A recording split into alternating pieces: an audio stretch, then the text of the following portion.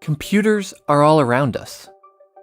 From laptop computers, to smartphones, to smartwatches, they're changing the way that we live our lives.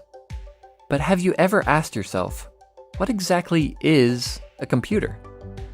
A computer is an electronic device that manipulates information or data. The computer sees data as ones and zeros, but it knows how to combine them into much more complex things, such as a photo, movie, website, game, and much more. Computers use a combination of hardware and software. Hardware is any physical part of the computer, which includes the internal components and the external parts like the monitor and keyboard. Software is any set of instructions that tells the hardware what to do, such as a web browser, media player, or word processor. When most people say computer, they're talking about a personal computer. This can be a desktop computer or a laptop, which has basically the same capabilities, but in a more portable package. Personal computers come in a few different styles. The most common type uses the Windows operating system.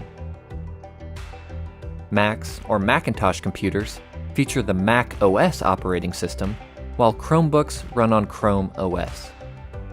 Smartphones and other mobile devices mostly use the iOS or Android operating systems.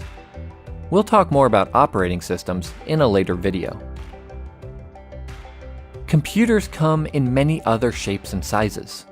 TVs, game consoles, and even appliances like refrigerators can have built-in computers, although they may not do everything a desktop or a laptop can. There's another type of computer that plays an important role in our lives: servers. A server sends information to other computers on a network. In fact, every time you use the internet, web servers deliver the web pages that you want to see to your computer. Servers are also used in many offices to store and share files. As you can see, there are many types of computers out there, and each one plays a part in our modern world. GCF Global, creating opportunities for a better life.